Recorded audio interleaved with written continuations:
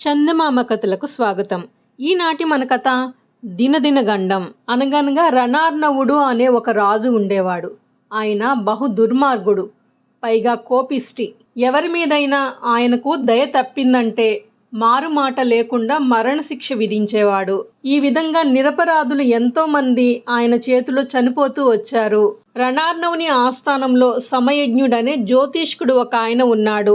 రాజు ఏ పని చెయ్యబోయినా ముందు సమయజ్ఞునితో సంప్రదించేవాడు. అందుచేత రాజు ప్రశ్నలకు ఆయన సరి అయిన సమాధానం చెప్పవలసి ఉండేది. ఎప్పుడైనా ప్రశ్న తప్పిపోయిందంటే దయాదాక్షిణ్యము లేకుండా తనకి కూడా రాజు మరణశిక్ష విధిస్తాడన్న సంగతి సమయజ్ఞుడికి తెలుసు. ఒకసారి రణార్ణవుడు పొరుగురాజైన సూరసేనుని మీద దండెత్తదలిచి, ఏమయ్యా సమయజ్ఞ, నేను ఒక పని తలపెట్టాను, అది జయమవుతుందా కాదా అని ప్రశ్న అడిగాడు. అందుకు సమయజ్ఞుడు రెండవ తలంపు లేకుండా, ఏలిన వారికి ఎప్పుడూ జయమే అనేశాడు. ఇంతవరకు ఒక్కసారి కూడా సమయజ్ఞుడు చెప్పిన ప్రశ్న తప్పిపోలేదు. కాబట్టి ఇప్పుడు కూడా అతను చెప్పిన మాటలను బట్టి తన పథకం నెరవేరుతుందని రణార్ణవుడు ధైర్యం చెందాడు. ఈ ధైర్యంతో ఆయన సూరసేనుడిపై దండెత్తి వెళ్ళాడు. ఎంత ధైర్యంగా దండెత్తి వెళ్ళాడో సూరసేనుడి చేతిలో చిత్తుగా ఓడిపోయి పరాభవంతో తన రాజ్యానికి తిరిగి వచ్చాడు.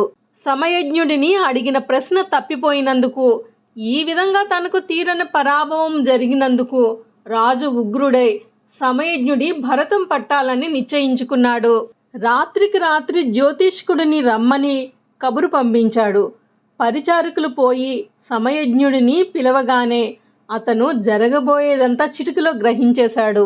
అబ్బాయిలు, మన ప్రభువులు వారు వెళ్ళిన పని ఏమైందిరా అని ప్రశ్నించేసరికి రాజు ఓడిపోవటాన్ని గురించి వాళ్ళు పూసగుచ్చినట్లు చెప్పారు. అప్పుడు సమయజ్ఞుడు తన మనసులో ఇలా అనుకున్నాడు, ప్రభువుల ఆస్థానంలో ఉద్యోగం చేయటమే దినదినగండంతో కూడుకున్నది. ఏమీ అంటే ప్రభుచిత్తం ఏ క్షణానికి ఎలా మారుతుందో ఎవరూ చెప్పలేరు. అందులోనూ దుర్మార్గుడు ముక్కోపి అయిన రణార్ణవుని వంటి రాజు కింద నౌకరీ చేయటం అంటే ప్రాణం మీద ఆశ వదులుకోవలసిందే. ఏదో దేవుని కృప వల్ల నేటి వరకు దుష్టుని వద్దనైనా నెగ్గుకు వచ్చాను. కానీ ఇంతటితో నా పని సరి. నాకు ఆయువు మూడటం చేత ప్రశ్న తప్పిపోయింది. విధి విలాసం అలా ఉండగా నేనేమి చేయగలను? కించుజ్ఞుని అయినా నాలో ఏమున్నది? ఈ సమయంలో నేను అధైర్యపడి జంకితే అసలే లాభం లేదు. ఆపద వచ్చినప్పుడే గుండె నిర్భరం అవసరం. కనుక వెళతాను, వెళ్ళి తీరుతాను. పరిస్థితులు గమనిస్తాను. పరమేశ్వరుడు తోపించిన విధంగా జవాబు చెబుతాను. అంతా జగన్నాటక సూత్రధారి దయ్య అని తలచి కోటకు బయలుదేరాడు. తన అలవాటు ప్రకారం రాజు కోపమంతా దిగమింగుకుని సమయజ్ఞునితో ఆప్యాయంగా ప్రసంగం ప్రారంభించాడు. ఈ నక్క వినయాలు ఎందుకో సమయజ్ఞునికి తెలియనే తెలుసు. పైగా పక్కపక్కనే తలారులు పొంచి ఉండటం కూడా కనిపెట్టాడతను. అయినా ఏమీ భయపడలేదు. కొంతసేపు బాతాకాని వేశాక రాజు ఆప్యాయంగా, అయ్యా జ్యోతిష్కుడు గారు, ఎందరెందరికో తమరి జాతకాలు చూసి ఫలితాలు చెప్పారే, మీ జాతకం ఎలా నడుస్తుందో ఎప్పుడైనా స్వయంగా చూసుకున్నారా అని ప్రశ్నించాడు. చూచుకోకేం, చూచుకునే ఉన్నాను ప్రభు అంటూ జ్యోతిష్కుడు ఏ మాత్రం నదురు బెదురు లేకుండా మాటగా చెప్పాడు.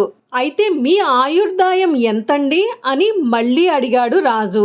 ఒకవేళ ఏ 10 ఏళ్ళో 15 ఏళ్ళో అని సమయజ్ఞుడు చెబితే పీక మీద కత్తి పెట్టి, నీ సంగతే నువ్వు సరిగ్గా చెప్పుకోలేని వాడవు, ఇతరులకు ప్రశ్న చెప్పేదేంటో ఈ వాజమ్మ అని అనవచ్చు రాజు. ఇంత అర్థమున్నది ఇప్పుడు రాజు వేసిన ప్రశ్నలో.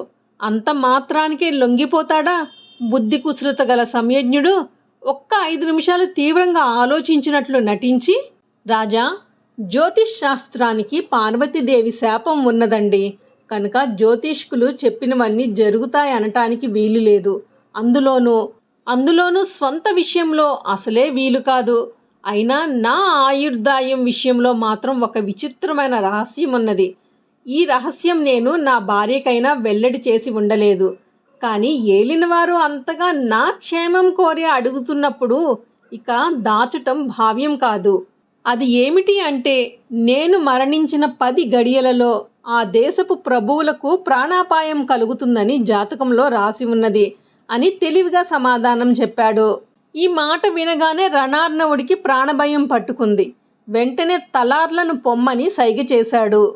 నలుగురు భటులను తోడిచ్చి సమయజ్ఞుణ్ణి పదిలంగా ఇంటికి పంపించి వేశాడు.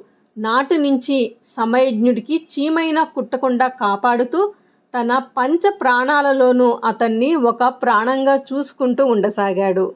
అలా వెళ్లే ముందు ఛానల్ని సబ్స్క్రైబ్ చేయండి. నోటిఫికేషన్స్ కోసం బెల్ ఐకాన్ని క్లిక్ చేయండి. వీడియోని లైక్ అండ్ షేర్ చేయండి. మరిన్ని చందమామ కథల కోసం చందమామ కథలు ప్లేలిస్ట్ని విజిట్ చేయండి.